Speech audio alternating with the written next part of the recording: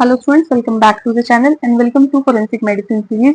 आज के एपिसोड में हम कंप्लीट 3 टॉपिक को डिस्कस करेंगे। One is the forensic medicine, one is legal procedures and the last one is वृत्ति सदवृत्ति। सबसे पहला टॉपिक है हमारे पास फोरेंसिक मेडिसिन, व्यवहार आयुर्वेद एंड मेडिकल जूरिस्प्रूडेंस विधि वैदक। सबसे पहले हम बात करेंगे फोरेंसिक मेडिसिन होता क्या है। Forensic medicine is the application of medical and paramedical knowledge for the administration of justice. It is a multi disciplinary branch of medicine. इसके अंदर हमारे पास क्या देखा जाता है, जो हमारा मेडिकल नॉलेज है उसको लॉ के रूप में यूज करना ताकि जस्टिस मिल सके। ये सारा काम फोरेंसिक मेडिसिन के लिए किया जाता है। फोरेंसिक मेडिसिन के अंदर it deals with examination, diagnosis, interpretation of injuries and death for the legal purpose. Means ये ऐसे काम करता है कि जैसे इंजरी को एग्जामिन करना हो, डेथ का रीजन पता लगाना हो, जो कोर्ट है कोर्ट को मेडिकल ओपिनियन देना हो, या फिर हमारे पास it applies medical finding to the solve medico legal problems. जो हमारी मेडिको लीगल प्रॉब्लम्स है उनको सॉल्व करना हो। सो सबसे पहले हमने लर्न की फोरेंसिक मेडिसिन की डेफिनेशन, जहां पे हमने क्या लर्न किया, जो मेडिकल नॉलेज है उसको लॉ के रूप में यूज में लेना ताकि जस्टिस मिल सके। उसके बाद में हमारे पास इसकी ब्रांचेज आती हैं। सबसे पहले हमारे पास इसकी pathology, forensic psychiatry, dentistry, radiology and toxicology branches हैं। पैथोलॉजी के अंदर आपके पास जो भी चीजें हैं, लाइक डेड बॉडी का जो एग्जामिनेशन है वो हमारे पास पैथोलॉजी के अंदर आता है। फोरेंसिक के अंदर जो मेंटल हेल्थ से रिलेटेड जितनी भी चीजें हैं वो हमारे पास साइकेट्री, जो हमारी टीथ से रिलेटेड चीजें हैं वो हमारे पास डेंटिस्ट्री में आता है। एंड रेडियोलॉजी में हमारे पास जो भी डेड है या फिर कोई भी एविडेंस है उसका एक्सरे या फिर स्कैनिंग। और फोरेंसिक के अंदर हमारे पास जो टॉक्सिको के अंदर हमारे पास टॉक्सिक मतलब पॉइजन की जो स्टडी है वो। उसके बाद में स्कोप मीन्स इसका काम क्या होता है। फोरेंसिक मेडिसिन का 3 केसेस में यूज होता है। सो एग्जामिन इंडिविजुअल इंजर्ड और डेड ड्यू टू एक्सटर्नल और unnatural causes such as poisoning, assault, suicide और अदर फॉर्म ऑफ वायलेंस। इसके अंदर बेसिकली क्या होता है कि हमें ये एग्जामिन करना, ये पता लगाना कि उसकी डेथ पॉइजनिंग से, असोल्ट से, सुसाइड से या फिर किस प्रकार के वायलेंस से उसकी डेथ हुई है। और उसके बाद में जो डॉक्टर्स हैं वो अपने एक्सपर्ट ओपिनियन देता है, कहाँ पे, लॉ के अंदर, मीन्स कोर्ट के अंदर। उसके बाद में हमारे पास आता है कि main branches of forensic medicine. Main branches students की 2 ही है, clinical forensic medicine and pathological forensic medicine. Clinical के अंदर हम क्या करते हैं, जो लिविंग पर्सन है उसका एग्जामिनेशन करते हैं। लिविंग पर्सन को एग्जामिन करके हम उसकी डेथ, इंजरी का और ट्रॉमा का पता लगाते हैं कि वो कैसे हुआ है। और पैथोलॉजी के अंदर हम क्या एग्जामिन करते हैं, डेड का एग्जामिनेशन करते हैं। डेड का एग्जामिन करने के बाद में हम उसका कॉज ऑफ डेथ फाइंड करते हैं। नेक्स्ट हमारे पास आता है origin of word forensic. So the word derived from Latin word forensis. जो हमारा फोरेंसिक वर्ड है वो लैटिन वर्ड फोरेंसिस से लिया गया है, जिसका मीनिंग होता है ऑफ द फर्न। और फर्न एक ऐसी प्लेस होती है जहां पे सारे लीगल मैटर्स को डिस्कस किया जाता है। बेसिकली इसीलिए इसको लीगल मेडिसिन भी कहा जाता है। So forensic medicine is also known as legal medicine. Next we have medical jurisprudence. Medical jurisprudence, juris means law and prudentia means knowledge. So medical jurisprudence is the branch of science that deal with the legal aspect of medical practice and medical knowledge. So ये ऐसी branch है जहां पे law से related medical knowledge या फिर ये बताना कि डॉक्टर को लॉ के हिसाब से कैसे काम करना चाहिए, ये सारी चीजें हमारे पास मेडिकल जूरिस्प्रूडेंस के अंदर आता है। It involves application of medical knowledge to legal problem. Means जो मेडिकल नॉलेज है उसका लीगल यूज करना, या फिर मेडिको लीगल इन्वेस्टिगेशन या फिर इंक्वेस्ट में इसका यूज करना। और जो मेडिकल प्रैक्टिस है उससे रिलेटेड जितने भी लॉ है वो हमारे पास मेडिकल जूरिस्प्रूडेंस के अंदर आते हैं। इसके अंदर जो चीजें इंक्लूड की गई हैं, that is the doctor patient relationship, medical negligence, rights and privileges of doctors, duties and responsibilities of doctors, professional misconduct, consent and medical ethics. Next हमारे पास आता है व्यवहार। व्यवहार क्या होता है, vyavahara is the factor that enables a person to distinguish between the truth and falsehood, thereby supporting the dharma and helping achieve its गोल।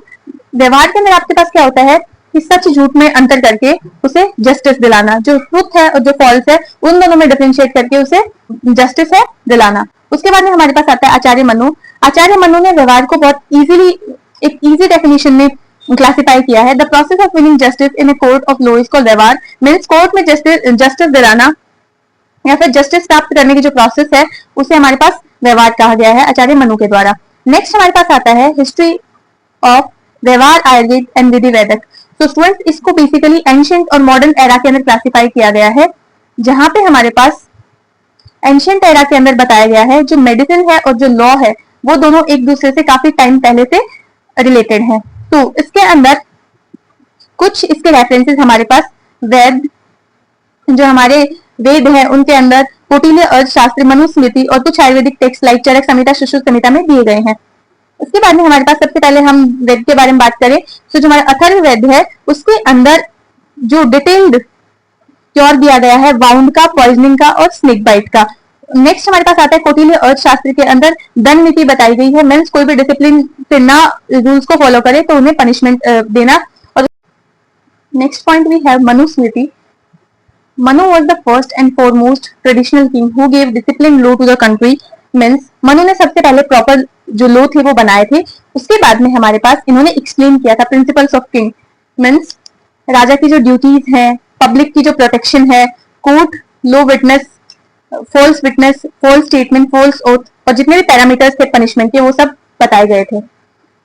बाद में हमारे पास संहिता काल आता है जहां पे चरक संहिता एंड सुश्रुत संहिता के अंदर जो फिजिशियन होता है उसकी ड्यूटीज, उसके कंडक्ट एंड उसके जो इथिकल बिहेवियर थे उन सब के बारे में बताया गया है। उसके बाद में हमारे पास आता है मॉडर्न एरा। मॉडर्न एरा के अंदर 16th सेंचुरी के अंदर यूरोप में जो मेडिकल प्रैक्टिशनर थे उन्हें डेथ का कोज मिलने लगा था, मीन्स उन्होंने अपनी प्रैक्टिस इतनी अच्छी कर ली थी और वो सारे लॉ एंड ऑर्डर को फॉलो कर रहे थे। उसके बाद में हमारे पास 18th सेंचुरी के अंदर आता है जहाँ पे आप कुछ राइटिंग स्टार्ट हो गई थी मेडिकल जूरिस्प्रूडेंस के बारे में। 1857 के अंदर मद्रास मेडिकल कॉलेज के अंदर मेडिकल जूरिस्प्रूडेंस के फर्स्ट प्रोफेसर जो थे वो अपॉइंट किए गए, इंपॉर्टेंट है। नेक्स्ट हमारे पास आता है इंडियन पीनल कोड जो कि 1860 के अंदर एग्जिस्टेंस में आया था, इंडियन एविडेंस एक्ट 1872 में and the criminal procedure code that is the CrPC in the 1974।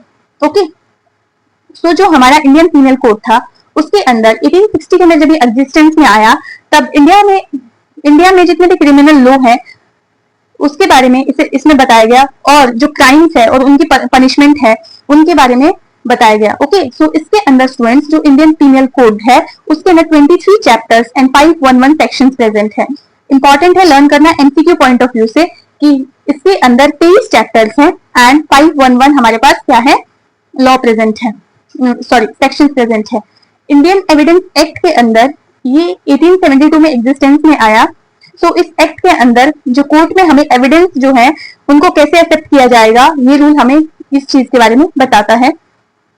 Next हमारे पास आता है historical background of evidence law. ये मैं आपको ब्रीफ में एक्सप्लेन कर देती हूँ। लेकिन एविडेंस जो लॉ था उसका मतलब होता है कि कोर्ट के अंदर जो हम सबूत या फिर एविडेंस को एक्सेप्ट कैसे किया जाएगा उसके बारे में बता रहा था। फिर बाद में क्या हुआ, पहले इंडिया में हर कास्ट थी, कम्युनिटी थी, तो उसके अलग अलग एविडेंस या फिर अलग अलग रूल्स अवेलेबल थे। उसके बाद में काफी ज्यादा कंफ्यूजन होता था कि इस कम्युनिटी को ये, इस क्राइम की ये सजा देनी है, इस कम्युनिटी को ये देनी है। सो इतना कंफ्यूजन क्रिएट ना हो तो इंडियन एविडेंस एक्ट को इंट्रोड्यूस किया गया और सारे जो इंडियंस है उनको इक्वल रूप में बताया गया और इक्वली उनके लिए जो सजा थी वो बनाई गई। उसके बाद में या फिर इक्वली जो रूल्स थे वो बनाए गए। उसके बाद में हमारे पास इसके अंदर 11 चैप्टर्स प्रेजेंट है। एविडेंस एक्ट कितने एविडेंस के चैप्टर्स हैं, 11 चैप्टर्स हैं और 167 हमारे पास सेक्शंस है। सीआरपीसी की अगर हम बात करें जो हमारे पास 1973 के अंदर एस्टैब्लिश किया गया था एंड केम इनटू फोर्स 1 अप्रैल 1974। ये इंपॉर्टेंट है कि बनाया तो ये 1973 के अंदर था लेकिन इसकी जो कार्य प्रणाली थी वो कब से लागू की गई थी, 1974 से। 1973 से बनाया था और स्टार्ट हुआ था 1974 से। सो इसके अंदर जो क्राइम होने के बाद में पुलिस और कोर्ट को कौन से प्रोसीजर को फॉलो करना है वो सारी चीजें बताई गई थी। सो इसके अंदर हमारे पास 37 chapters, 484 section, 2 schedule and 56 forms present है। ओके, नेक्स्ट हमारे पास आता है कि section 53 CRPC, so examination of accused by the medical practitioner at the request of the police officer। इसके अंदर क्या होता है कि अगर किसी पर्सन को अरेस्ट किया गया है और पुलिस को लगता है कि इसका मेडिकल एग्जामिनेशन करेंगे तो हमें क्राइम का एविडेंस मिल सकता है। सो पुलिस वो भी कौन सी रैंक की, सब इंस्पेक्टर लेवल की डॉक्टर से उसको एग्जामिन करवा सकती है और डॉक्टर एग्जामिन करेगा और अगर जरूरत हुई तो वो रीजनेबल फोर्स भी यूज करेगा उसे जितने भी नेसेसरी क्वेश्चन है उसके आंसर निकलवाने के लिए। फिर उसके बाद में हमारे पास आता है सेक्शन 53A जहां पे examination of person accused of rape by medical practitioner. Means इस सेक्शन के अंदर हमारे पास क्या होता है, रेप या फिर रेप अटेम्प्ट के जितने भी अक्यूज होते हैं सो उनका मेडिकल एग्जामिनेशन से रिलेटेड ये आपके पास सेक्शन बनाया गया। अगर किसी भी फीमेल के अंदर, अगर इसमें हम बात करें, सो अगर कोई भी फीमेल है जिसका एग्जामिनेशन करना हो तो वो फीमेल रजिस्टर्ड मेडिकल प्रैक्टिशनर ही कर सकती है। लेकिन अगर कोई भी 16 किलोमीटर की रेडियस में अगर कोई भी प्रैक्टिशनर प्रेजेंट नहीं है तो कोई भी गवर्नमेंट अवेलेबल डॉक्टर है वो उसका एग्जामिन कर सकता है। ओके, उसके बाद में हमारे पास जो नए बिल थे वो आईपीसी, आईईए और सीआरपीसी को रिप्लेस किए गए। पीनल कोड को भारतीय न्याय संहिता बीएनएस नाम दिया गया। सीआरपीसी वी हैव भारतीय नागरिक सुरक्षा संहिता 2023 and the law that replaced IEA means evidence act, that is the भारतीय साक्ष्य। सो ये आपको अच्छे से पता होना चाहिए, एमसीक्यू का क्वेश्चन है ये। उसके बाद में हम बात करें कुछ एमसीक्यू क्वेश्चन और कुछ शॉर्ट आंसर क्वेश्चन भी हम देख लेते हैं इस चैप्टर से। जो medical application of medical knowledge in the administration of justice, that is your forensic medicine. Application of law concerning medical practice and the knowledge, जहाँ पे मेडिकल प्रैक्टिस भी आता है वो हमारे पास मेडिकल जूरिस्प्रूडेंस होता है। IPC is replaced by Bharatiya Nyaya Sanhita BNS. IPC actually enacted in 1860 and IPC contains कितने चैप्टर्स? 23 chapters and 511 sections. यहाँ से 5 मार्क्स का क्वेश्चन जो बनेगा that is the defined forensic medicine and medical jurisprudence, या फिर IPC, CrPC, Indian evidence act, वो किसी भी को भी एक डिटेल वर्जन में पूछ सकते हैं। आज का हमारा टॉपिक है legal procedures. First we have court, a body presided over by a judge, magistrate, which decide civil and criminal cases. Which means court एक ऐसी जगह है जहां जज और मजिस्ट्रेट सिविल और क्रिमिनल केसेस के डिसीजन देते हैं। नेक्स्ट हमारे पास आता है judiciary, venue and court room. Judiciary, court system of court that interprets and applies law. Means आपके पास इंडिया का जो पूरा सिस्टम है, पूरा जो कोर्ट का सिस्टम है वो हमारे पास जुडिशरी में आता है। Venue means the place where a court sits, means जहां पे कोर्ट बैठती है वो क्या है? Venue. Court room, the court room where court proceeding takes place, means court room वहां वो जगह है जहां पे कोर्ट की हियरिंग्स होती हैं। आपने देखा होगा मूवीज में, सीरीज में। So next we have type of courts. 2 type के कोर्ट होते हैं स्टूडेंट्स हमारे पास, एक होता है सिविल कोर्ट, एक होता है क्रिमिनल कोर्ट। आपको इसका डिफरेंस बहुत अच्छे से आना चाहिए। सिविल कोर्ट क्या होता है? Deals with rights, property, money, marriage, contracts etcetera. Civil court क्या होता है? जहाँ पे प्रॉपर्टी और राइट से रिलेटेड जितने भी केसेस होते हैं, लाइक प्रॉपर्टी का डिस्प्यूट हो गया, मनी डिस्प्यूट हो गया, मैरिज और द कॉन्ट्रैक्ट्स। क्रिमिनल में क्या आता है? क्रिमिनल, क्रिमिनल से आप क्या समझोगे? ऑफेंसेस। ओके, लाइक जहाँ पे क्राइम से रिलेटेड चीजें डील की जाती है। Deals with the offences like murder, theft, rape and assault. Okay, so civil है, सिविल राइट से डील करेगा, और CR criminal and the CR is the crime. Okay, next we have the hierarchy of the courts.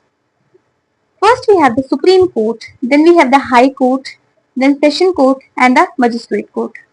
So SHSM, first Supreme Court, Supreme, then High Court, Session Court and the Magistrate Court.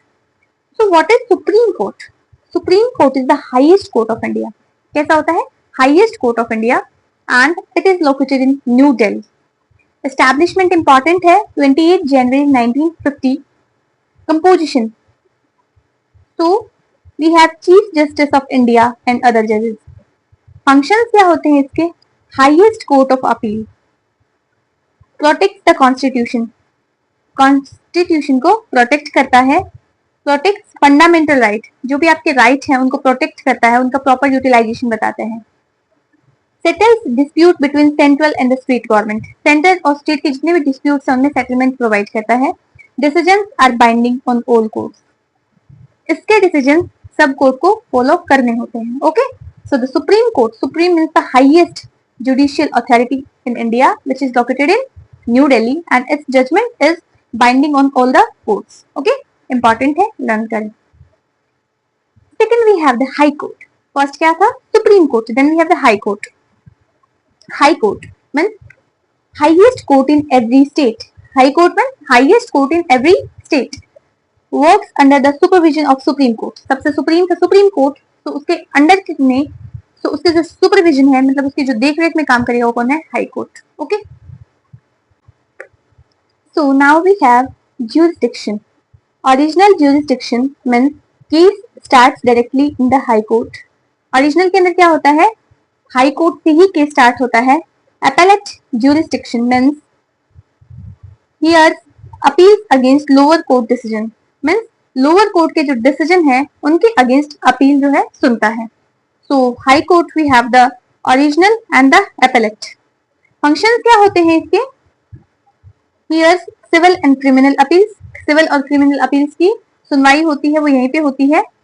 और here patent, taxation, land acquisition cases, जितने भी land acquisition के cases हैं वो सारे high court में चलते हैं.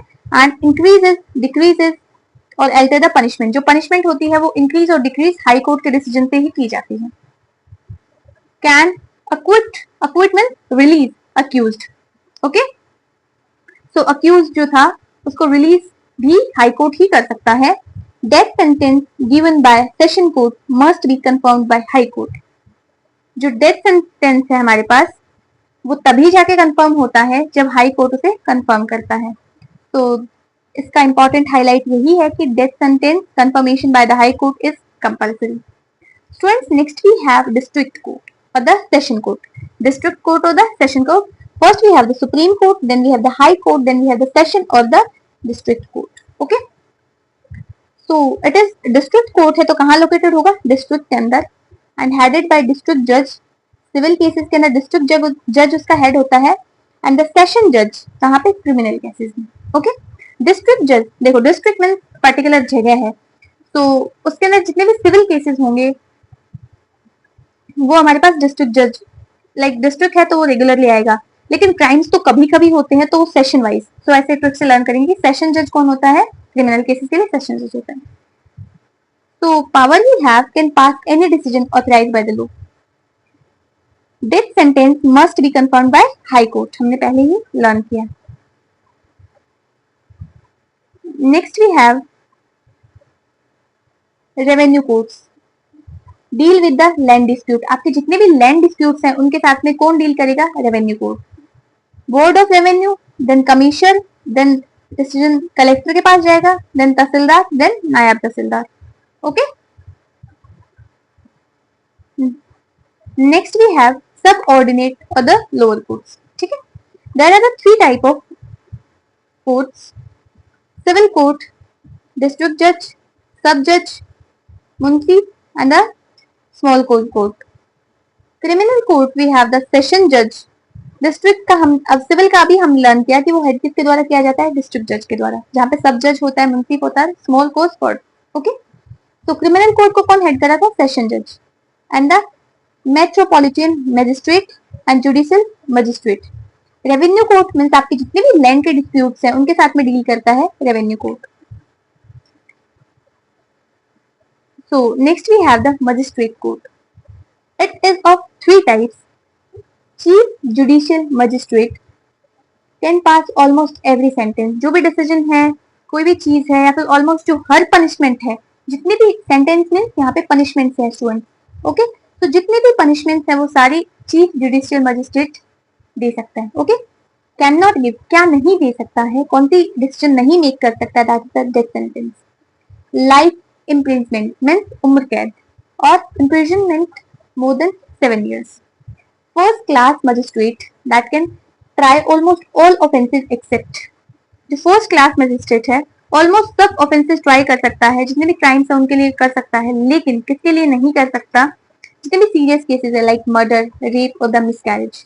These cases are sent to the session court. Session court means जो हमारे पास डिस्ट्रिक्ट कोर्ट है. ओके, जो हमारे पास सेशन कोर्ट किसके लिए आता है, क्रिमिनल कोर्ट के लिए. Punishment up to the 3 years और the imprisonment and fine up to 10,000. Second class magistrate, punishment up to 1 year और the imprisonment and fine up to 5,000. Next we have the juvenile magistrate. Juvenile, juvenile आप क्या समझते हो, बच्चा means children. Deal with the children accused of offence. Children ने कोई crime किया है सो उसके रिलेटेड कौन डिसीजंस लेगा, juvenile magistrate. Boy below 16 years and girl below 18 years.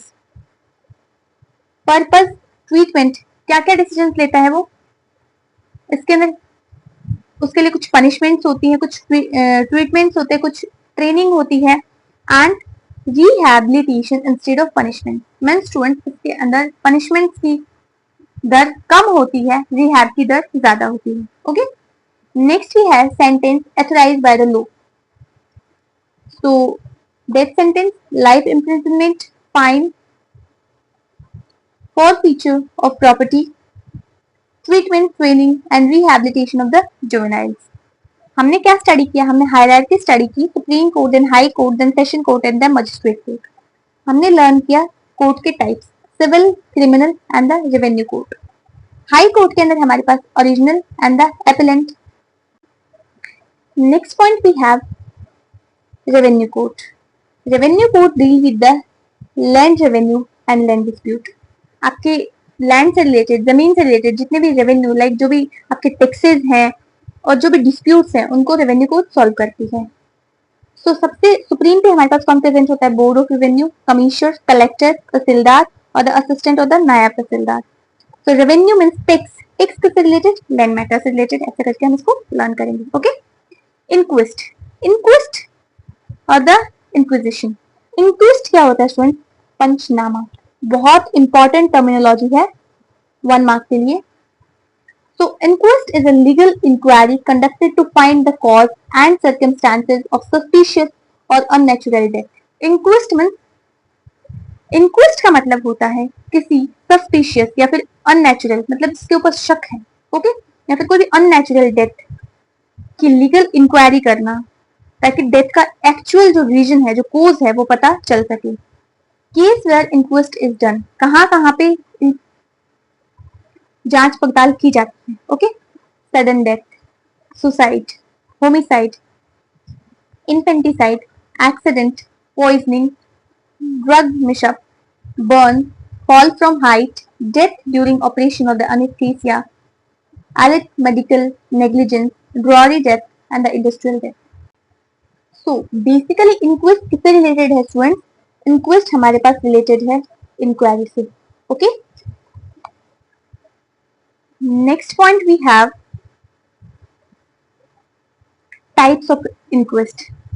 First is the police inquest, inquest inquiry. Okay, section 174 CRPC, conducted by police officer not below senior head constable. कौन कर सकता है inquiry, जो senior head constable से अबो post पे है। Okay, इसका procedure क्या होता है, लाइक सबसे पहले आपको क्या मिलती है, डेथ की इंफॉर्मेशन मिलती है। फिर हम क्या करते हैं, मजिस्ट्रेट को इन्फॉर्म करेंगे, उस क्राइम सीन पे विजिट होगा, फिर इंक्वेस्ट बॉडी प्रेजेंट होगी वहां पे, इन्वेस्टिगेट किया जाएगा जिसको, वो हमारे पास बॉडी प्रेजेंट होगी वहां पे। इफ नो सस्पिशन, अगर कोई भी शक का दायरा नहीं है तो बॉडी हैंड ओवर कर दी जाएगी रिलेटिव्स को। बट कुछ भी सस्पिशियस है तो क्या होगा, पोस्टमार्टम, एंड रिपोर्ट किसको सेंड की जाएगी, डिस्ट्रिक्ट मजिस्ट्रेट को, and the report is called panchnama. Okay, तो पंचनामा क्या होता है, हमारे पास जो भी इंक्विजिशन की, इंक्वेस्ट की रिपोर्ट है वो क्या होती है, पंचनामा। नेक्स्ट भी है, सबसे पहले क्या था, police inquest, section 174 CRPC। Next भी है मजिस्ट्रेट इंक्वेस्ट, सेक्शन 176 CRPC, जो कि डिस्ट्रिक्ट मजिस्ट्रेट के द्वारा कंडक्ट की जाती है, जुडिशियल मजिस्ट्रेट के द्वारा एंड एग्जीक्यूटिव मजिस्ट्रेट के द्वारा। कंपल्सरी होती है डेथ इन पुलिस कस्टडी। कहाँ पे कंपल्सरी होती है, जब डेथ कहाँ हुई, पुलिस कस्टडी के अंदर। डेथ ड्यूरिंग पुलिस इंटेरोगेशन, या फिर पुलिस जब पूछताछ करी उस टाइम पे डेथ हुई हो। डेथ इन प्रिजन, जेल के अंदर जब डेथ हुई हो, या फिर death due to police firing. Exhumation means buried body और द ड्रॉरी डेथ। ओके,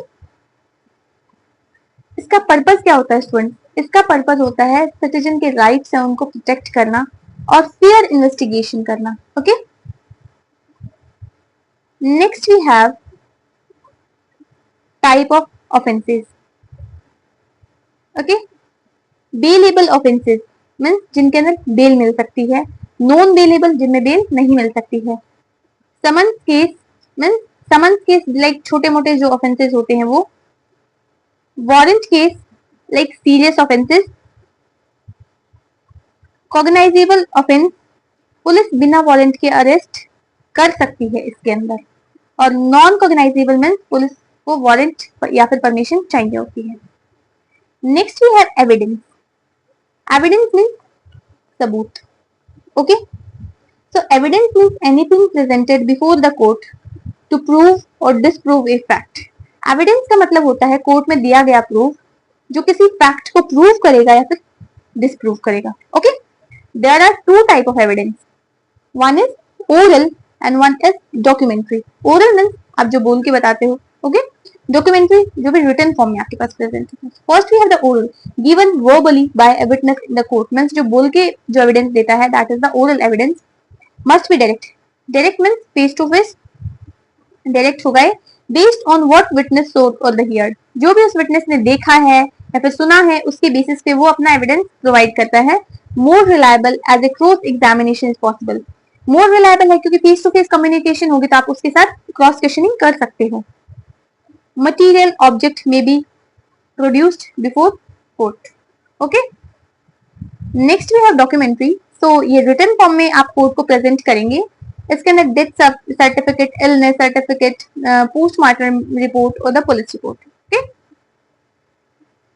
सो इसके अंदर जो भी डॉक्यूमेंट्स हैं वो क्लियरली रिटन होने चाहिए, प्रॉपरली साइंड होने चाहिए, डेट एंड द नंबर और करेक्टली लेबल्ड होने चाहिए। Next we have witness, a person who gives evidence before the court under the oath, means जो शपथ लेके, ओथ लेके कोर्ट को एविडेंस प्रोवाइड करता है, that is the witness. Type of witness, one is the common witness gives evidence based on what he actually so, जो उसने देखा है, जो उसने सुना है, उसके आधार पे जो उसे एविडेंस प्रोवाइड करता है, that is the common witness. Like कोई भी डॉक्टर इसका कॉमन विटनेस हो सकता है क्योंकि उसने नंबर ऑफ वॉन्ड्स या फिर साइज, उसका blood stain, condition of body को देखा रहा होता है। ओके, लेकिन ये कोई भी एक्सपर्ट ओपिनियन नहीं दे सकता। Next we have expert witness. Expert means, expert का मतलब होता है skilled, specially skilled person who gives professional opinion. कोई भी medical expert like forensic expert, toxicologist, psychiatrist, fingerprint expert. Okay, इसका जो ओपिनियन होता है वो nature of injury, cause of death, weapon used, time of death, whether the injury is accidental, suicidal और the homicidal, इन सब पे डिपेंड करता है। Okay, expert gives opinion, evidence, not eye witness evidence. Okay, so expert witness देता है लेकिन eye witness like ये ओपिनियंस देता है। Okay, next we have the hostile witness. Hostile means a witness who gives false evidence. Hostile means like fake. Okay, जो false evidence provide करता है, conceals truth and सच को छुपाता है, changes statement intentionally, जानबूझ के स्टेटमेंट को चेंज करता रहता है। ये थे हमारे कुछ प्रकार के विटनेस, 3 प्रकार के विटनेस। ओके, हमने लर्न किए, one is the common witness, expert witness and the hostile witness.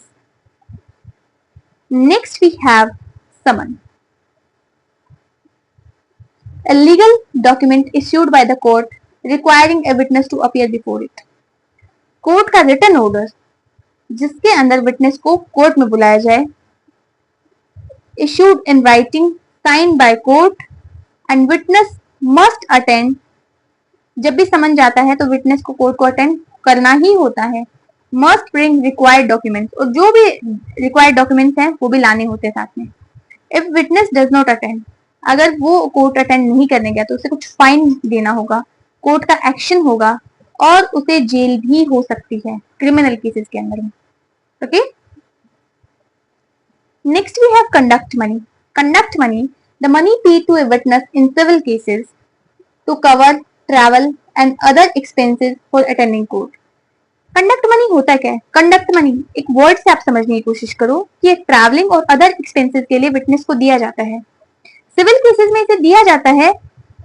Like civil cases आपके कौन से थे? जो नॉर्मल, जो भी क्रिमिनल केसेस नहीं थे, आपके सारे सिविल केसेस थे। ओके, तो क्रिमिनल केसेस में कोई भी कंडक्ट ऑफ मनी नहीं होता है।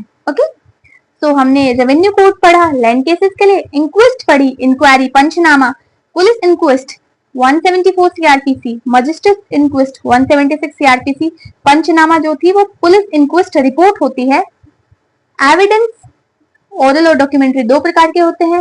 ओरल के अंदर डायरेक्ट आप क्रॉस एग्जामिनेशन भी पॉसिबल होती है, डायरेक्ट आप बता सकते हैं। डॉक्यूमेंट्री के अंदर सर्टिफिकेट या फिर रिपोर्ट्स प्रेजेंट होती है। कॉमन विटनेस जो फैक्ट पे बात करेगा।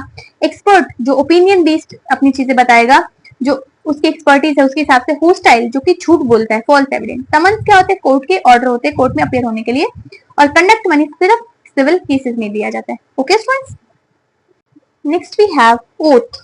ओथ मीन्स शपथ। Okay, so before giving evidence, a witness is required to swear by Almighty God to speak the truth and the whole truth and nothing but the truth. Means court में सच की कसम खाना और ये बोलना कि मैं सच बोलूंगा, सच के सिवाय कोई कुछ भी नहीं बोलूंगा। I will speak the truth, the whole truth and nothing but the truth. So the word is truth. Okay, this is called the oath and it is the duty of the court to administer the oath.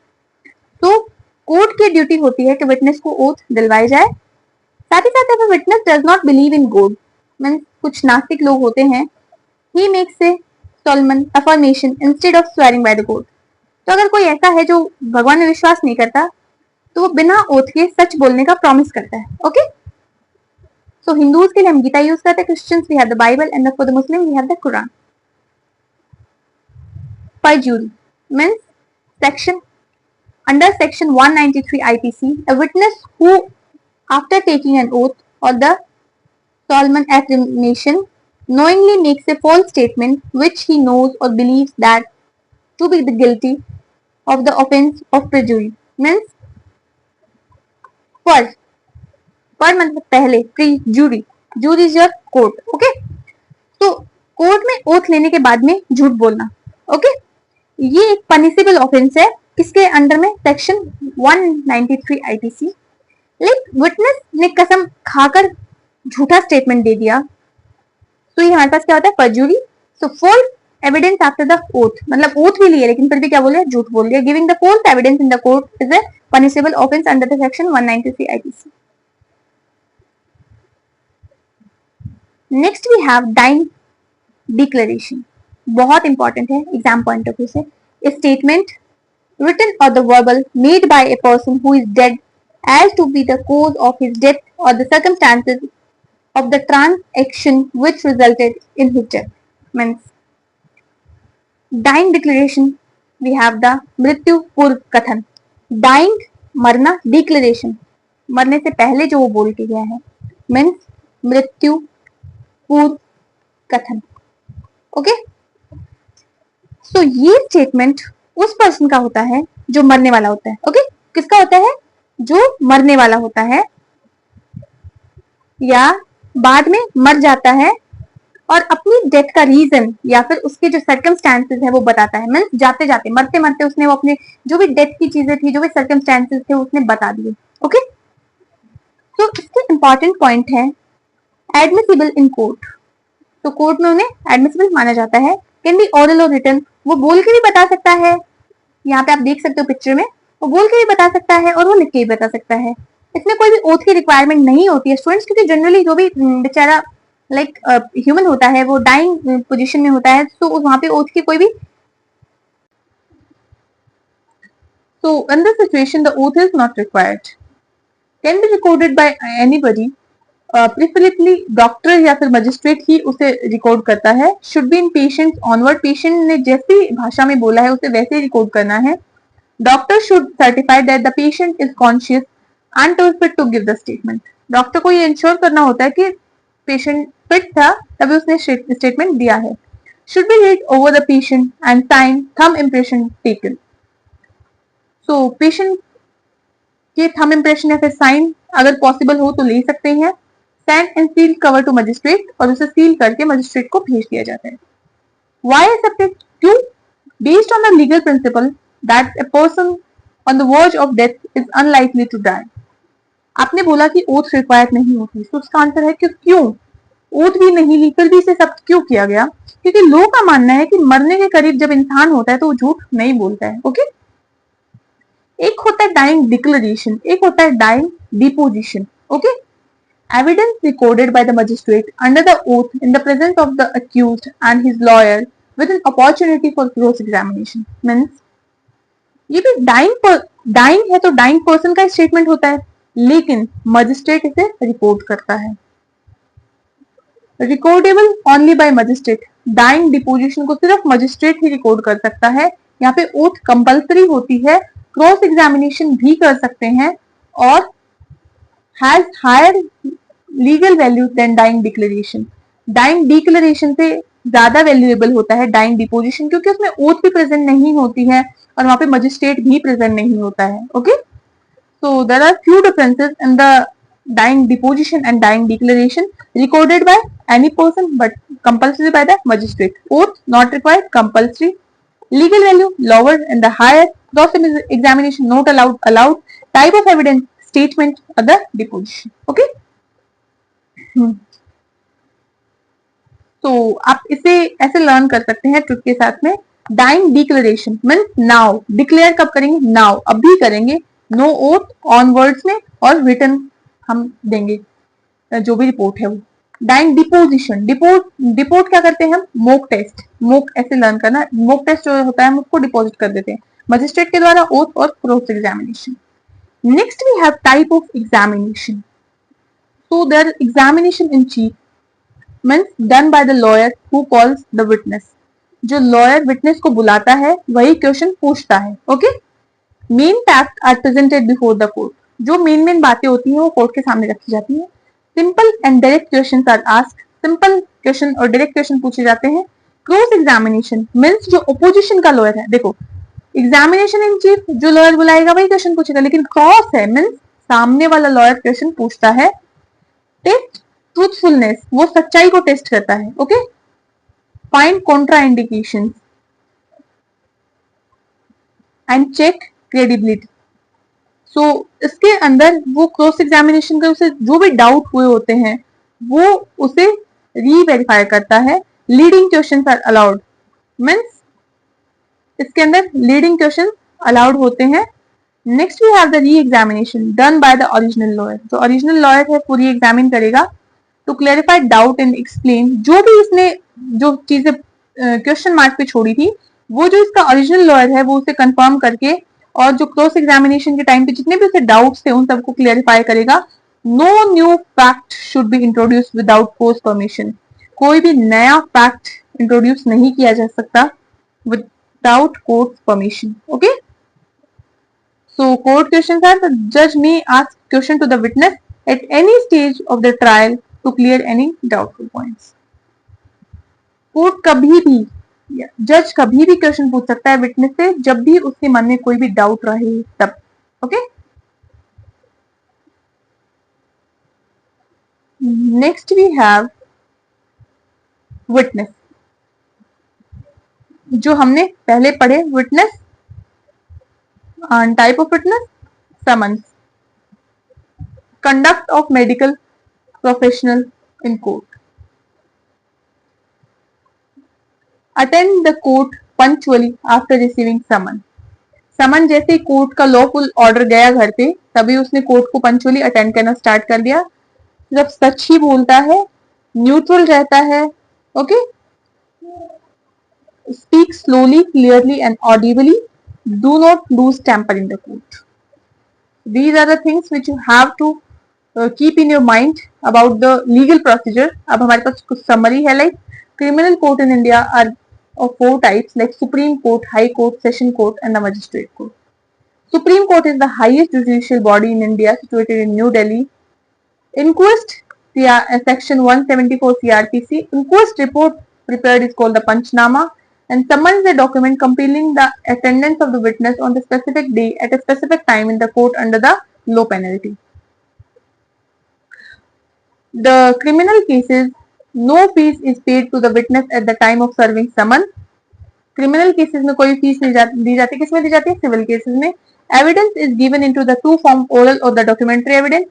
Dying declaration, credible and the truthworthy evidence based upon the general belief that the most people who know that they are about to die and do not lie under the section of 32A IEA. Witness are of two types, common and ordinary, expert or the skilled. Expert witness to be the person specially skilled in the foreign law, science, art, section 45 IEA, or in the question that are identify of the handwriting or the finger impression. जो 5 mark question यहाँ form हो सकता है, that is the court law in India, inquest and type, summon oath and the perjury, explain evidence in detail, dying declaration deposition, witness and the type, common examination in the court. आज का हमारा topic है वैद्य subject, duties and responsibilities of medical practitioner. सबसे पहले हम बात करेंगे वैद्य subject that are the medical ethics के बारे में। Moral principles that guide doctors, teachers right conduct, values and duties in medical practice. Means medical ethics का मतलब होता है डॉक्टर के मोरल प्रिंसिपल्स जो बताते हैं कि डॉक्टर को कैसे बिहेव करना है पेशेंट के साथ में। इसमें डॉक्टर की honesty, duty, responsibility, right conduct आता है। नेक्स्ट हम बात करें, अगर हमें इसके बारे में एक लाइन में लर्न करना हो तो हम क्या लर्न करेंगे, एम से मेडिकल एथिक्स, एम से moral principles of the doctor. Next हमारे पास आता है Ayurveda and ethics. Ayurveda is the science of life, gives rule for the health management, disease treatment and physicians conduct. Means हमें बताता है हेल्दी कैसे रहना है, डिजीज को कैसे प्रिवेंट करना है और डॉक्टर का बिहेवियर कैसा होना चाहिए। वैदिक पीरियड की अगर हम बात करें, उस टाइम पे जो हीलिंग होती थी वो स्पिरिचुअलिटी एंड धर्म बेस्ड होती थी। अथर्ववेद के अंदर कुछ मेन सोर्स हमें मिलते हैं एंशिएंट मेडिसिन के, जिसमें इंपॉर्टेंट आचार्य भी हमारे पास प्रेजेंट है, that is the Atharva, Kashyap, Dhanvantari and Bhed. Next we have the concept of dharma. धर्म क्या होता है, राइट बिहेवियर और मॉरल ड्यूटी को हम धर्म इंट्रोड्यूस करते हैं, जो कि हमें बताता है, दैट इज द, या फिर हमें सिखाता है कि honesty, self control and serve the society. Mentioned in Manusmriti and Kautilya Arthashastra, ये हमने फर्स्ट चैप्टर में ही पढ़ा था फॉरेंसिक के। नेक्स्ट हमारे पास आता है अशोका पीरियड। किंग अशोका जो थे उन्होंने पब्लिक हेल्थ को प्रमोट किया, गवर्नमेंट हॉस्पिटल्स बनवाए एंड जो मेडिकल एथिक्स थे उन्हें ऑर्गेनाइज किया। नेक्स्ट हमारे पास आता है समिता पीरियड, जो कि हमारा 1800 टू 700 BC, जिसके अंदर हमारे पास ethics become more systematic, ethics और भी ज्यादा सिस्टमैटिक हो चुके थे। चरक संहिता एंड सुश्रुत संहिता एम्फसाइज, चरक संहिता और सुश्रुत संहिता ने इंपॉर्टेंस दी किसको, राइट रॉन्ग को, साइंटिफिक मेडिसिन को, patient examination and medical education.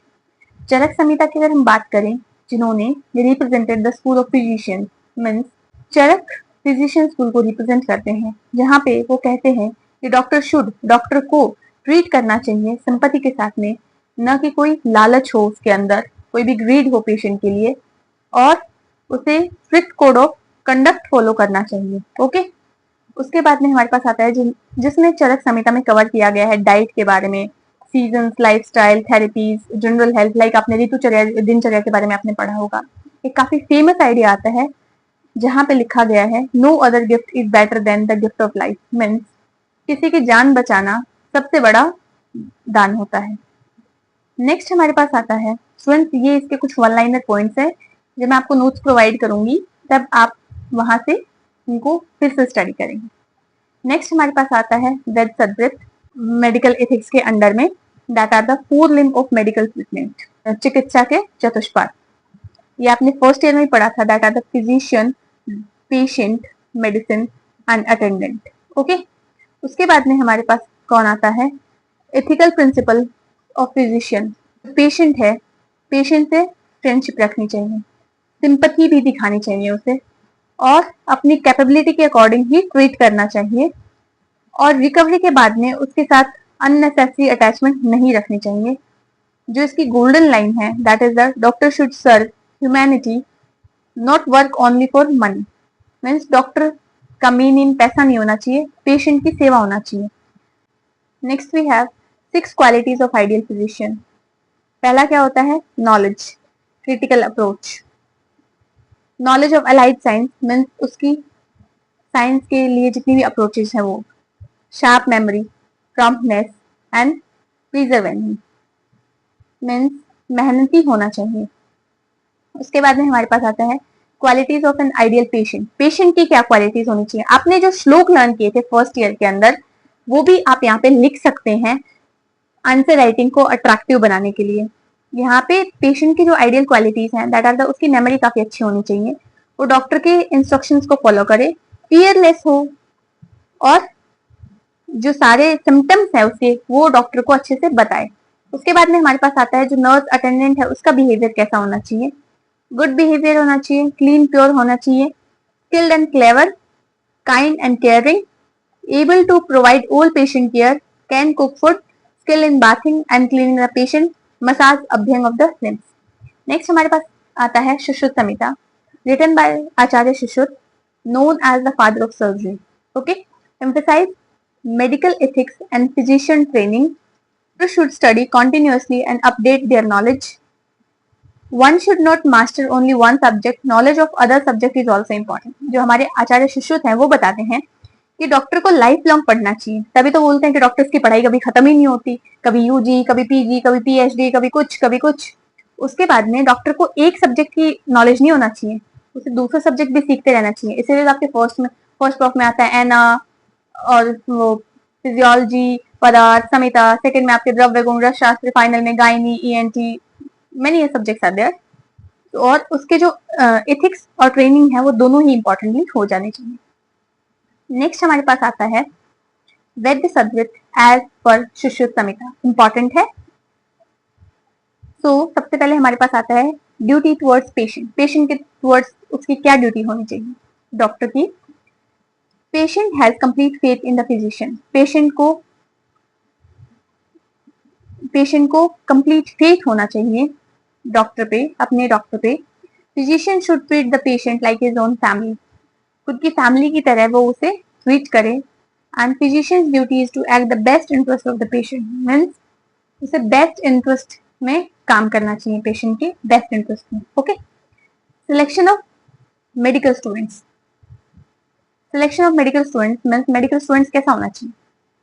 Medical students should be carefully selected, selection should be based on the good character and noble ethics.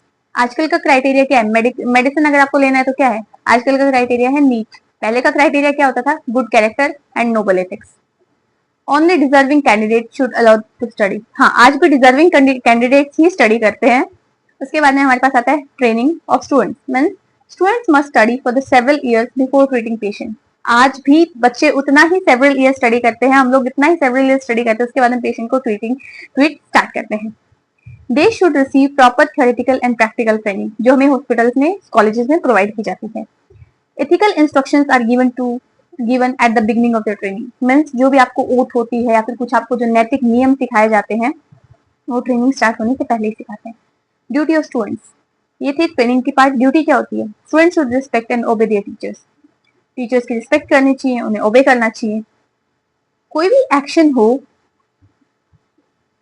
Every action should be beneficial to the teacher, कोई भी action ऐसा हो जो मन beneficial हो उसे करना चाहिए। Without devotion, discipline, success and fame can't be achieve. Like अगर आप ये डिसिप्लिन मेंटेन नहीं रखेंगे, डिवोशन नहीं होगा आपके अंदर, तो आप ये कभी भी अचीव नहीं कर सकते। और जब तक आप टीचर की बात नहीं मानेंगे, ये पॉइंट बहुत ज्यादा इंपॉर्टेंट है। क्वालिटीज ऑफ गुड टीचर, गुरु कैसा होना चाहिए। Compensate towards all, pure in conduct, intelligent, experience, well informed, friendly, willing to teach, free from anger, good communicator and tolerant. पहले की बातें हो रही है स्टूडेंट से, जहाँ पे गुरु और टीचर्स ऐसे ही होते थे। नेक्स्ट हमारे पास आता है रूल्स बिफोर मेडिकल प्रैक्टिस। पहले क्या रूल थे, प्रैक्टिस शुरू करने से पहले मेडिकल साइंस अच्छी तरह पढ़ो, ओके, थोरोली। उसके बाद में हमारे पास क्या होता है कि जो हमारा प्रैक्टिकल एक्सपीरियंस है उसे लो ऑब्जर्व करने से या फिर परफॉर्म करने से। एग्जाम्स पास करो, जो कि आज भी क्राइटेरिया है, and obtain permission from governing authorities before practice. Okay, next हमारे पास आता है इंपॉर्टेंस ऑफ प्रैक्टिकल ट्रेनिंग। क्या इंपॉर्टेंस है, practical training is an important as theoretical knowledge. तभी तो बोलते हैं, आपके टीचर्स बोलते हैं कि जितना आप थ्योरी पढ़ोगे उससे ज्यादा अगर आप प्रैक्टिकल करोगे तो ज्यादा सीखोगे, तो दोनों ही इक्वली इंपॉर्टेंट है। सर्जरी करने से पहले आपको प्रैक्टिस होनी चाहिए। ऐसा नहीं है कि आपको न्यू पेशेंट मिल गया और आपने उसकी सर्जरी कर दी, ऐसा नहीं होता है। Practice on similar model problem before the real surgery, means आपको मॉडल पे तभी आपको फाइनल ईयर के अंदर स्टिच लगाना या फिर स्टिचिंग करना, सर्जरी करना सिखाया जाता है। इंपॉर्टेंस ऑफ एनाटमी, एनाटमी का क्या इंपॉर्टेंस है। जो एक सर्जन होता है उसके अंदर कंप्लीट नॉलेज होना चाहिए एनाटॉमी का। उसे गुड एनाटॉमिकल नॉलेज होगा तो वो सर्जिकल एरर से बचेगा, और उसके जो डाउट होंगे, clear doubts by studying book, वो अपने डाउट कहाँ से क्लियर करेगा? बुक पढ़ने से और प्रैक्टिकल डेमोन्स्ट्रेशन को ऑब्जर्व करने से। ओके, सो नेक्स्ट हमारे पास आता है medical ethics in India today. Next point we have medical ethics in India today. So medical ethics are universal regardless of Western or traditional medicine. Hippocrates is called the father of modern medicine. Father of surgery कौन थे? आचार्य शिशु। Hippocratic oath is the foundation of medical ethics, and doctors should register with the medical council before practicing. Ethics ensure patient safety, honesty and professionalism. Means जो doctor है उसके अंदर जो ethics हैं, जो मेडिकल एथिक्स हैं, वो होने चाहिए, चाहे वो डॉक्टर एलोपैथी का हो, चाहे वो डॉक्टर आयुर्वेदा का हो। ओके, नेक्स्ट हमारे पास आता है कि जो हमारे हिपोक्रेट्स थे वो फादर ऑफ मेडिसिन है, एंड हिपोक्रेटिक ओथ जो है वो मेडिकल एथिक्स की फाउंडेशन मानी जाती है, और जो भी प्रैक्टिस करने स्टार्ट करता है उससे पहले से क्या कराना चाहिए? रजिस्ट्रेशन। मेडिकल एथिक्स ये इंश्योर करते हैं कि पेशेंट की सेफ्टी, ऑनेस्टी और उसका प्रोफेशनल बिहेवियर। हिपोक्रेटिक ओथ की अगर हम बात करें तो जो ओथ के पॉइंट है वो इम्पोर्टेंट है, आपको ये लर्न करने हैं। Treat patients according to the best ability and judgement, means उसको बेस्ट ट्रीटमेंट प्रोवाइड करना चाहिए अपने नॉलेज और एबिलिटी के according. Okay, do no harm, never injure the patient, patient को कभी भी हार्म नहीं पहुंचाना होता है। डू नॉट गिव पॉइजन और एडवाइज हार्मफुल ट्रीटमेंट, कभी भी पेशेंट को पॉइजन ना प्रोवाइड करें, ना कोई हार्मफुल ट्रीटमेंट दें। Maintain high moral character, means आपका जो गुड कैरेक्टर है उसे मेंटेन रखें, कोई भी डिस्क्रिमिनेशन ना करे पेशेंट में। Next point we have maintain patient confidentiality, means जो उससे सीक्रेट्स है उसे सीक्रेट्स ही रहने दे। Respect teachers and medical profession, practice honestly and ethically. इसको अब हम कैसे लर्न कर सकते हैं? HELP, help, safe. अगर आप सेफली खेलोगे, मीन सेफली प्रैक्टिस करोगे, तो आप हिपोक्रेटिक ओथ को फॉलो करोगे। तो help, H mean help people और the help patient. E stand for the ethics, L stand for the loyalty, P stand for the privacy, S for the safety, do not harm, A means avoid poison, F for the faithfulness and E for the equality. महर्षि चरक के जो oath है, जो उन्होंने rules बताए हैं, that are the follow discipline and self control, be humble, calm and dedicated, serve patient with compassion, avoid greed, lust and anger, dress neatly and behave politely, keep medical knowledge updated, maintain patient confidentiality, do not show arrogance despite knowledge. इसका मतलब क्या होता है कि आपको self discipline maintain करना है, humanity होनी चाहिए आपके अंदर, आपका नॉलेज काफी अच्छा होना चाहिए, एथिक्स, और जो आपको लव और कंपैशन के साथ में आपको उसको ट्रीट करना है, और कोई भी पेशेंट का जो सीक्रेट है उसे डिस्क्लोज नहीं करना है। हिपोक्रेटिक ओथ की जो हमारी ट्रिक है वो स्टार्ट होती है H के साथ में, हेल्प से, और जो हमारी चरक ओथ है उसकी ट्रिक स्टार्ट होती है शिल से। मीन शिल मतलब एक प्रकार की जो बचाव है। ओके, नेक्स्ट हमारे पास आता है NCISM, constitution, objective and function. सबसे पहले हम बात करेंगे जो NCISM का बिल था वो 2019 के अंदर राज्यसभा के अंदर इंट्रोड्यूस किया गया। उसके बाद में किन्होंने इसे इंट्रोड्यूस किया था? Minister of state for AYUSH, that is the Shripad Yesso Naik. Okay, और जो डेट थी that is the 7 January 2019, replaces the Indian Medicine Central Council Act 1970, IMCC Act। Okay, उसके बाद में हमारे पास आता है ऑब्जेक्टिव, मीन्स NCISM के उद्देश्य क्या है। NCISM का जो मेन नेम है that is the high quality medical education, research को प्रमोट करना, conduct periodic assessment of institute, जो आपके कॉलेज के अंदर जितने भी एनसीआईएसएम की टीम आती है असेसमेंट के लिए, वो एनसीआईएसएम के द्वारा कंडक्ट किया जा रहा है। Establish effective grievance redressal. Function क्या होते हैं एनसीआईएसएम के?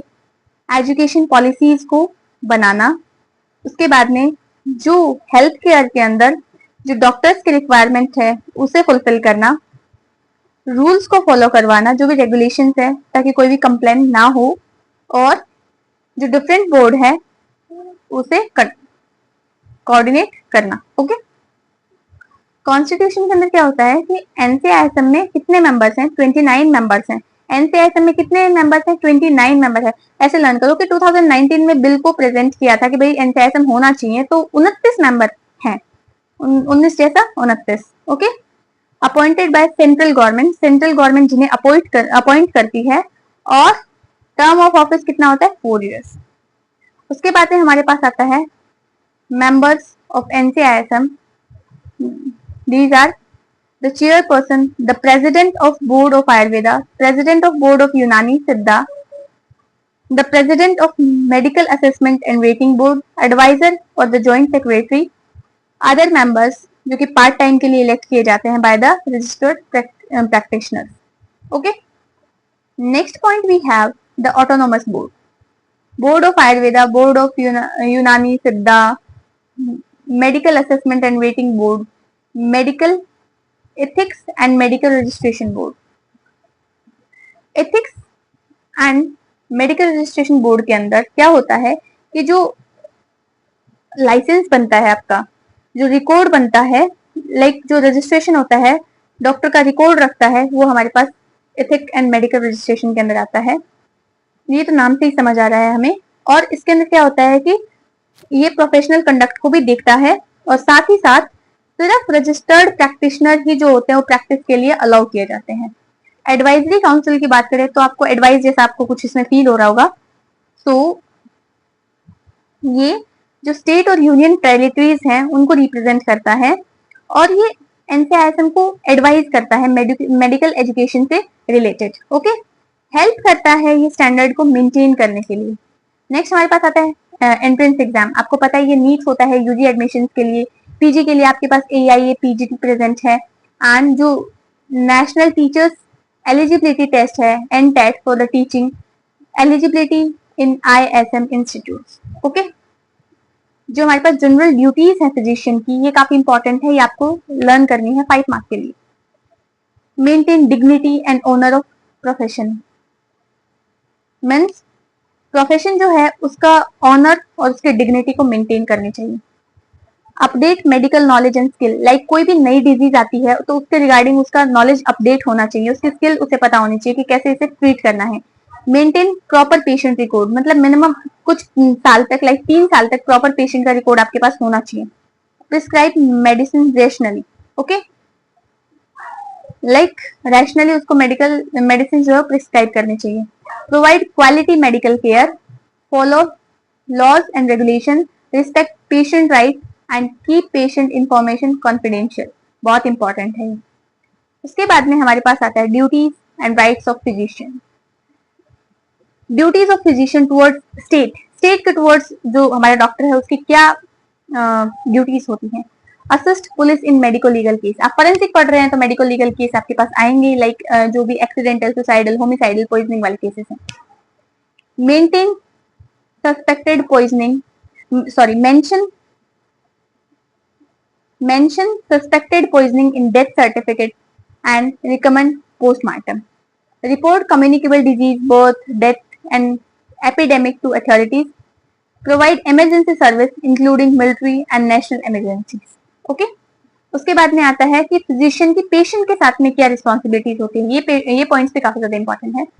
Duty start once physician accept the patient, जैसे ही पेशेंट आ चुका है डॉक्टर के पास में और डॉक्टर ने बोल दिया है कि हाँ मैं तुम्हें ट्रीट करने वाला हूँ, तभी से उसकी ड्यूटी स्टार्ट हो जाती है। Okay, continue treatment until patient no longer need care, patient को तब तक ट्रीटमेंट प्रोवाइड करना है जब तक उसे नीड है, जब तक उसकी डिजीज क्योर नहीं हो जाती। In road accident give first aid immediately, सबसे पहले रोड एक्सीडेंट के अंदर फर्स्ट एड प्रोवाइड करता है, right proper in legal prescription, वो प्रॉपर प्रिस्क्रिप्शन उसे और लीगल प्रिस्क्रिप्शन प्रोवाइड करे, explain how to take medicine और बताए कि ये मेडिसिन कैसे लेनी है, inform patient about the side effect of medicine और ये भी बताए कि आपको इस मेडिसिन से क्या क्या साइड इफेक्ट हो सकते हैं, warn patient and close contact about infectious disease, take informed consent and explain treatment in simple language. If death occur during surgery, inform authorities and follow MLC. Okay?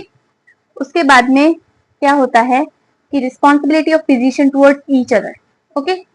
Do not take over another doctor's patient without proper consent. ऐसा नहीं होता कि मतलब जो दूसरे doctor है वो patient कोई भी दूसरे डॉक्टर का अपने पास ट्रीट करने को बुला सकता है. Attend another doctor's patient only during temporary absence or when necessary. Okay? जब वो डॉक्टर वहां पे नहीं है तभी आपको उसको ट्वीट करना है या फिर जब उसने खुद बोला है. ओके? उसके बाद में हमारे पास आता है right and privileges of registered medical practitioner, RMP. Important है. सेम से पॉइंट है स्टूडेंट्स. आई होप आपने अच्छे से लर्न भी कर लिए होंगे साथ साथ में. सबसे पहले हमारे पास आता है right to choose patient. Except emergency cases के अंदर आपको पास कोई भी राइट नहीं होता, लेकिन अगर आपके पास नॉर्मली पेशेंट कैजुअली आता है तो आपके पास राइट होता है चूज करने का. Right to issue medical certificate and medico legal report. Right to use professional title and qualifications. तभी तो डॉक्टर अपने डिग्री का टाइटल लगाते हैं, डिग्री का प्रोफेशनलिज्म यूज करते हैं. Practice medicine. Right to charge and recover professional fees. Means like आपकी जो भी प्रोफेशनल फीस है, चार्ज है, वो आप ले सकते हैं. Applied for government public hospital appointments. Possess and use essential danger drugs legally. Appear in court as an expert witness. Okay, ये सारे पॉइंट्स थे हमारे राइट एंड प्रिविलेजेस के अंदर. कंसेंट का मतलब होता है पेशेंट की अपनी मर्जी से परमिशन लेना. ओके, कि आप मेरा फर्दर ट्रीटमेंट कर सकते हो. 4 प्रकार के कंसेंट हमारे पास आते हैं: इम्प्लाइड, वर्बल, रिटन और इन्फॉर्म्ड. ओके, इम्प्लाइड का मतलब क्या होता है? लाइक पेशेंट बिना ही कुछ बोले passively cooperates in a process without discussion और फॉर्मल कंसेंट. मीन्स लाइक बिना कुछ बोले अपनी एक्शन से कंसेंट देता है. लाइक डॉक्टर को अगर बीपी चेक करना है तो पेशेंट अपना हाथ आगे कर देगा. ओके, वर्बल की अगर हम बात करें तो पेशेंट बोलकर, वर्बल मतलब वर्बली मतलब बोलकर परमिशन देता है. लाइक इंजेक्शन लगाना है तो डॉक्टर पूछेगा इंजेक्शन लगा दो तो हाँ लगा दीजिए. नेक्स्ट हमारे पास आता है रिटन. रिटन के अंदर क्या होता है कि जहां ज्यादा रिस्क होता है, लाइक कोई भी सर्जरी होती है, एनेस्थेशिया होता है या फिर इन्वेजिव प्रोसीजर होता है, तो उसके अंदर हम क्या करते हैं? रिटन कंसेंट लेते हैं. ओके, उसके बाद में हमारे पास आता है इन्फॉर्म. इन्फॉर्म काफी इंपॉर्टेंट है, जिसके अंदर क्या होता है कि डॉक्टर एक्सप्लेन, जिसके अंदर डॉक्टर बताता है कि क्या रिस्क है, क्या इसके बेनिफिट्स हैं, क्या अल्टरनेटिव हो सकते हैं इस प्रोसीजर के, तो उसके बाद में वो कंसेंट देता है. ओके, नेक्स्ट पॉइंट हमारे पास आता है इन्फॉर्म्ड कंसेंट. इन्फॉर्म्ड कंसेंट कहाँ रिक्वायर होता है? स्टूडेंट, जहाँ पे सर्जरी हो या फिर एंडोस्कोपी, कीमोथेरेपी, HIV टेस्टिंग या फिर मोस्ट ऑफ द वैक्सीन के अंदर. ओके, नेक्स्ट हमारे पास आता है एक्सेप्शन टू इन्फॉर्म्ड कंसेंट. कहाँ पे? जहाँ पे पेशेंट अनकॉन्शियस है, मतलब उसे होश ही नहीं है, तो कैसे वो पता कंसेंट लेंगे हम? लाइफ थ्रेटनिंग इमरजेंसी है, जहाँ पे डॉक्टर को पता है कि अगर इसे कुछ बोलूंगा मैं तो ये डिनाई कर सकता है, तो वो उसके अंदर उसकी लाइफ थ्रेटनिंग इमरजेंसी के अंदर उसको लाइफ की बचाने के लिए तो वो उसको ट्रीट करता है. Voluntary with consent means like patient का जो कंसेंट जो है वो वे कर दिया हो, और उसके बाद में लाइक कोई चिल्ड्रन हो लेस देन 17 ईयर्स या फिर प्रिजनर हो जो कि पर्सन बेल के ऊपर हो. हमने सारे कंसेंट के टाइप्स पढ़े, उसकी इंफॉर्मेशन पढ़ी. अब टाइम है आईपीसी सेक्शन का. सबसे पहला सेक्शन है हमारे पास IPC section 87. Means person above 18 years can give valid consent to suffer harm done in good faith. Means 18 साल से ऊपर का पर्सन वैलिड कंसेंट दे सकता है. IPC section 88.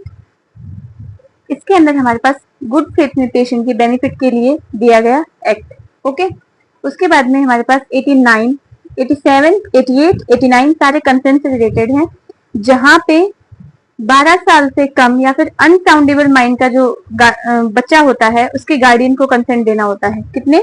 12 साल से कम या फिर अनसाउंड माइंड मीन्स जिसका माइंड प्रॉपरली वर्क नहीं करता, तो उसके गार्डियन को कंसेंट देना होता है। आईपीसी सेक्शन 92 की अगर हम बात करें तो जो इमरजेंसी में गार्डियन ना हो तो बिना कंसेंट के ट्रीटमेंट किया जा सकता है। ओके, उसके बाद में हमारे पास एक्सेप्शंस ऑफ इन्फॉर्म्ड कंसेंट हमने पहले ही देख लिया। अब आता है हमारे पास लोको पेरेंटिस। लोको पेरेंटिस का मतलब क्या होता है? लोको और पेरेंटिस बना है पेरेंट वर्ड से। ओके, लोको पेरेंटिस का मतलब होता है in place of parents. Like in case of emergency या फिर कोई भी इमरजेंसी केस है, if parents are unavailable, consent can be taken from the person in charge like teacher, principal, guardian in place of parents. Emergency case में अगर parents ना हो तो टीचर, प्रिंसिपल और गार्डियन से हम कंसेंट ले सकते हैं। नेक्स्ट हमारे पास आता है medico legal examination.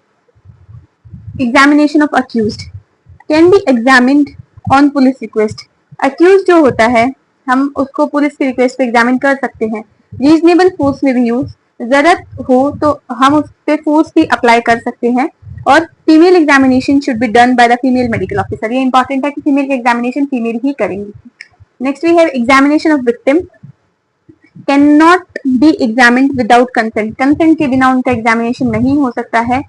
Female below 18 year और वो भी केस सेक्सुअल असॉल्ट का है तो female doctor prefer as per लो। ओके, उसके बाद में हमारे पास आता है court order. If examination is ordered by the court consent is not required. Means अगर कोर्ट ने एक बार बोल दिया कि इसका एग्जामिनेशन होगा तो उसमें कोई भी कंसेंट नहीं होता है। नेक्स्ट हम बात करें कुछ रूल होते हैं कंसेंट के, like consent must be free and voluntary. उसके बाद में हमारे पास नो फ्रॉड, फोर्स और the miss representation. Return consent should be witness. Like force या फिर फ्रॉड नहीं होना चाहिए कंसेंट के रूप में। और रिटर्न कंसेंट जो होता है वो विटनेस के सामने हो। और उसके बाद में हमारे पास आता है एक्सप्लेन प्रोसीजर एंड पर्पस। और उसके अंदर ये एक्सप्लेनेशन जरूर होना चाहिए कि क्या प्रोसीजर रहेगा और उसका क्या पर्पस है। कंसेंट के अंदर हमारे पास नेग्लिजेंसी बिल्कुल भी नहीं होनी चाहिए। नेग्लिजेंसी मीन्स लापरवाही। कंसेंट नेग्लिजेंसी से बचाता नहीं है। नेक्स्ट हमारे पास आता है कि जो कंसेंट होता है ये कोई भी नेग्लिजेंसी जो आप लापरवाही कर रहे हो उससे नहीं बचाता है। और उसके बाद में हमारे पास आता है कि हर स्टेज के लिए अलग अलग कंसेंट होता है। हर स्टेज के लिए अलग अलग कंसेंट होता है। ऑर्गन डोनेशन जो डेथ के बाद में हम करते हैं वो हम रिलेटिव की कंसेंट पे या फिर नेक्स्ट ऑफ किन जो उसके मम्मी पापा हस्बैंड वाइफ उनके अकॉर्डिंग हम करते हैं। ओके, गवर्नमेंट में जो मास वैक्सीनेशन किया जाता है जो वैक्सीनेशन किया जाता है उसमें कंसेंट जरूरी नहीं होता है। इन case of pregnancy termination consent of women herself if above 18 years. अगर 18 ईयर्स से अबो है तो वुमेन खुद अपना कंसेंट देगी प्रेगनेंसी टर्मिनेशन के केस में। और इन केस ऑफ बिलो 18 ईयर्स और मेंटली अनसाउंडेबल गार्डियन से कंसेंट रिक्वायर होता है। उस कंसेंट होता क्या है? Blanket consent is the consent taken without explaining detail. बिना कोई डिटेल को एक्सप्लेन करे हमने उससे कंसेंट ले लिया। और एग्जाम पॉइंट ऑफ व्यू से अगर हम इसमें बात करें तो blanket consent has questionable legal validity. Means इसकी लीगल वैलिडिटी डाउटफुल होती है। नेक्स्ट हमारे पास आता है प्रोफेशनल सीक्रेसी। इंपॉर्टेंट है, doctor must keep all patient information confidential. Means doctor को जो पेशेंट की बातें हैं उन्हें सीक्रेट रखनी चाहिए। When secrecy can be broken. Secrecy कब ब्रोकन की जा सकती है?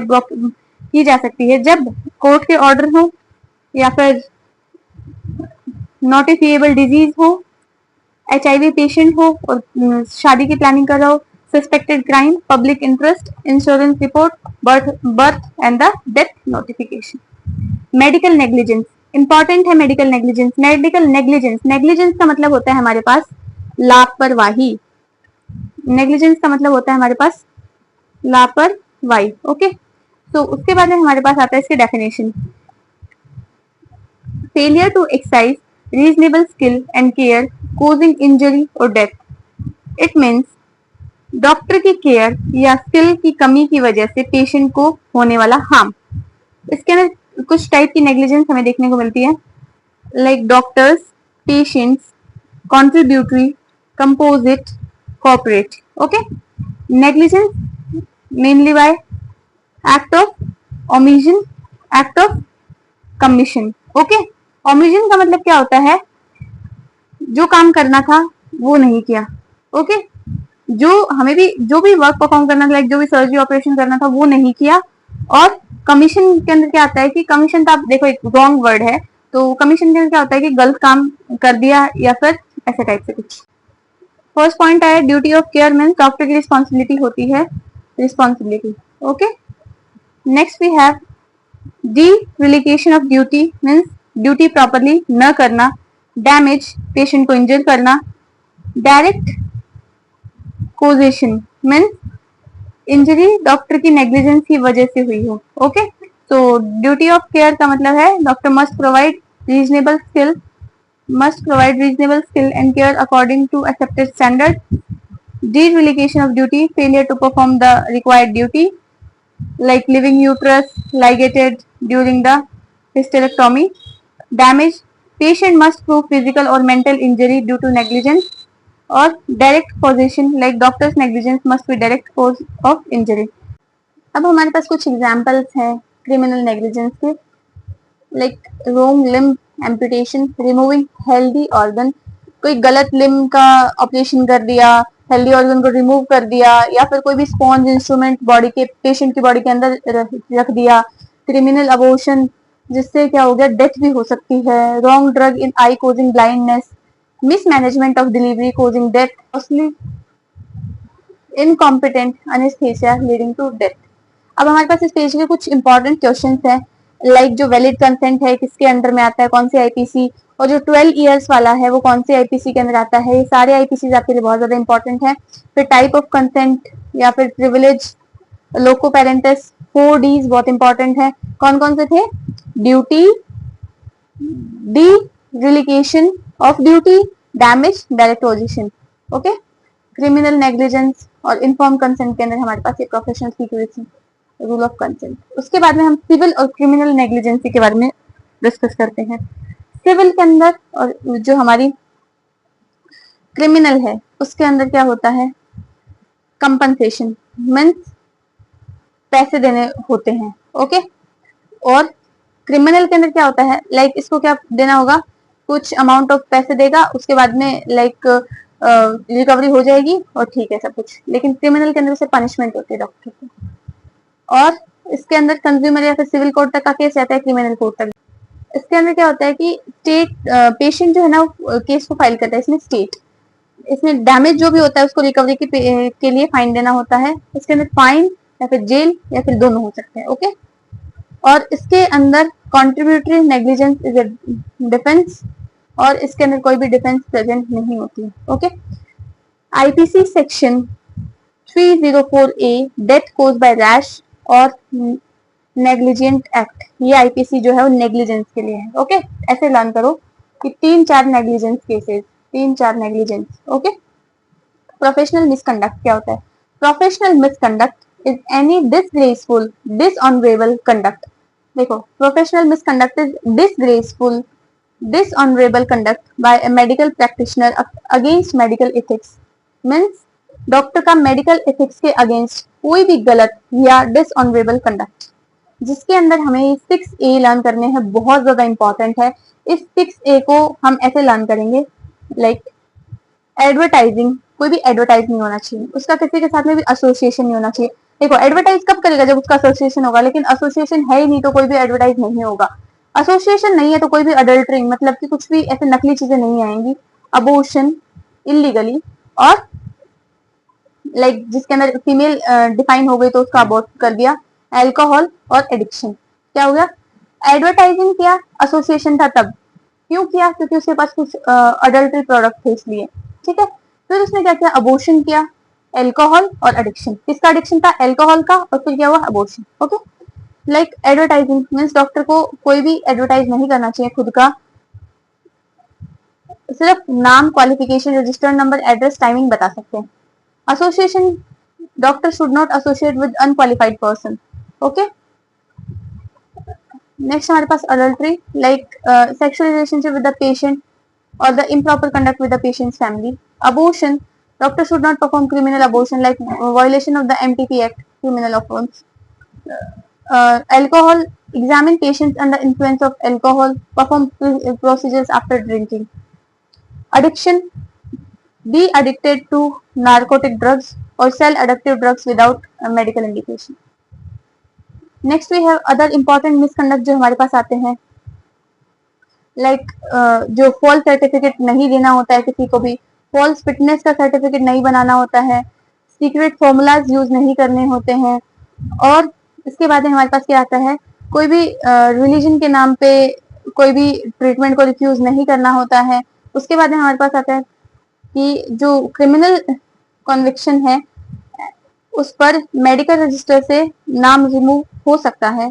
ओके, उसके बाद हमारे पास लाइक IVF आर्टिफिशियल इंसेमिनेशन के लिए इन्फॉर्म कंसेंट जरूरी है, या फिर पेशेंट की जो फोटोग्राफ है उसे पब्लिश नहीं कर सकते हैं। और जो क्लिनिकल ट्रायल्स हैं सो वो भी क्लिनिकल ट्रायल्स में भी ICMR गाइडलाइन को फॉलो करनी है। ओके, उसके बाद में हमारे पास आता है डिफेंस। डिफेंस कैसे कैसे है यहाँ पे, सो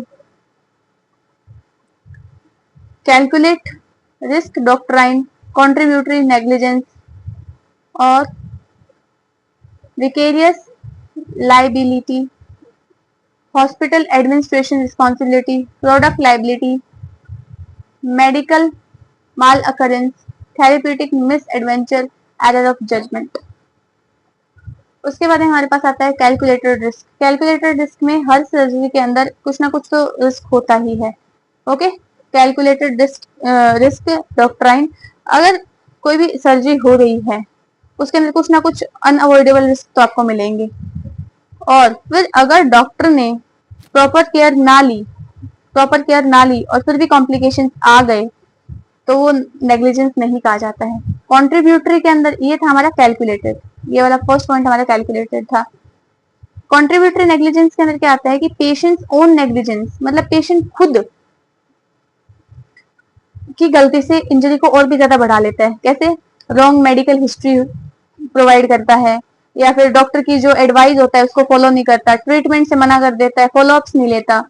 और विकेरियस लायबिलिटी के अंदर हमारे पास क्या आता है कि hospital is responsible for negligence. इसके अंदर क्या होता है कि हॉस्पिटल हॉस्पिटल के खुद के एम्प्लॉय, डॉक्टर, नर्स, स्टाफ, ये सब रिस्पॉन्सिबल होते हैं। प्रोडक्ट लायबिलिटी के अंदर क्या आता है कि जैसे कोई भी ड्रग है उसका मैन्युफैक्चर है, ओके, तो उसके मैन्युफैक्चर में डिफेक्ट आ गया या फिर कुछ डिफेक्टिव बनी है कोई भी ड्रग का, इंस्ट्रूमेंट का या फिर मेडिकल डिवाइस का। मेडिकल माल अकरेंस के अंदर क्या आता है कि प्रॉपर ट्रीटमेंट और केयर के बाद भी अगर आउटकम आ जाए, लाइक मतलब तो फिर क्या होता है कि डॉक्टर नेग्लिजेंट नहीं माना जाएगा। और थेरेप्यूटिक मिस एडवेंचर के अंदर जो ट्रीटमेंट होता है उसके दौरान अनएक्सपेक्टेड जो कॉम्प्लिकेशंस आते हैं। एरर ऑफ जजमेंट के अंदर अगर उसके पास स्किल्स अच्छी है, रीजन अच्छा है और उसका रॉन्ग डिसीजन हो गया तो उसमें डॉक्टर की कोई भी मिस्टेक नहीं होती है। रेस जूडिकाटा के अंदर क्या होता है कि सेम केस की ट्रायल जो होती है वो 2 बार के बाद में नहीं होती और फाइनल जजमेंट आने के बाद में बार-बार ट्रायल्स नहीं होती। कंपोजिट नेग्लिजेंस के अंदर क्या होता है कि अगर 2 और मोर डॉक्टर्स या फिर कोई पर्सन अवेलेबल है और उस केस के अंदर इन्वॉल्व है तो कंपनसेशन उन दोनों के बीच का पार्ट होती है। नोवो एक्टिव इंटरवेंस मींस लाइक मतलब पहले उसको इंजरी थी तो डॉक्टर ने उसका इलाज कर दिया और फिर से उसका क्या है कि एक्सीडेंट से उसकी डेथ हो गई, तो अब इसके अंदर क्या होता है कि डॉक्टर के ऊपर कोई भी ब्लेम नहीं आता। रेस स्पा लोक्विटर, इसके अंदर क्या होता है कि the thing speak for itself, ये सिर्फ क्या होता है कि कोई भी रॉन्ग लिम्ब है उसका ऑपरेशन कर दिया, स्पॉन्ज बॉडी के अंदर रह गया या फिर रॉन्ग पार्ट का ऑपरेशन कर दिया। तो ये जो 8th, 9th और 10th 11th पॉइंट है ये सारे एमसीक्यू पॉइंट है, अच्छे से लर्न करने हैं। मेडिकल इंडेमिनिटी इंश्योरेंस के अंदर क्या होता है कि डॉक्टर को प्रोटेक्ट करने के लिए इंश्योरेंस होता है जिसके अंदर डॉक्टर को कंपनसेशन क्लेम करने से प्रोटेक्ट करना और लीगल एक्सपेंसेस को पे करता है और इसके अंदर कोर्ट कंपनसेशन पे करना। ओके, मेडिकल रिकॉर्ड बुक के अंदर क्या आता है कि chronological record of history, examination, investigation, treatment, progress notes. Okay, इसकी इंपॉर्टेंस क्या आती है कि इसकी लीगल जो भी एविडेंस है, इंश्योरेंस क्लेम है, कोर्ट केसेस है, वो सब इसके अंदर अवेलेबल होते हैं। और बाद में हमारे पास record belong to the hospital, records are confidential and copy should be given to the patient relative within 72 hours. Medical records should be preserved for at least 10 years and cannot publish record without the patient consent.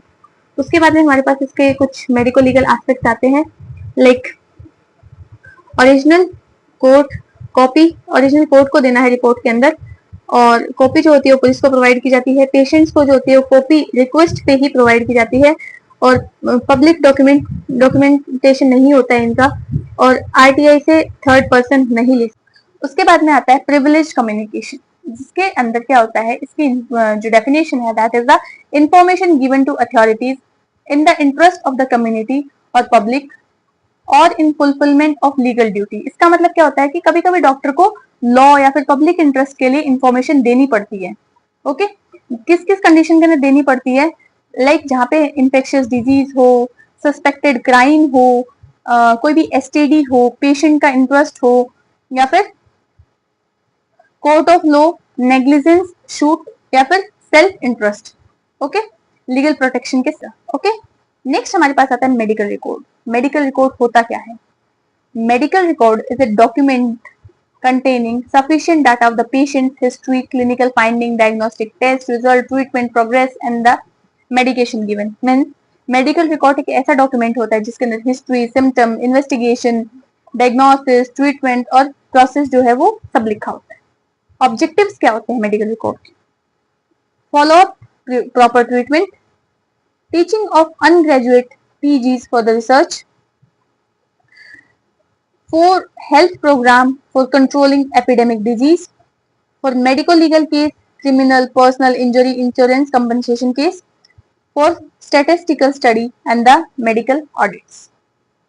Record को time for maintenance of record means record को कब तक रखना चाहिए? 3 साल तक record को रखना चाहिए अडल्ट के केस में, नियोनेटल के केस में 21 साल, और forever till hospital is working for mentally retarded person, कोई भी mentally retarded person है उसके लिए। इनकम टैक्स के पॉइंट ऑफ व्यू से 7 साल।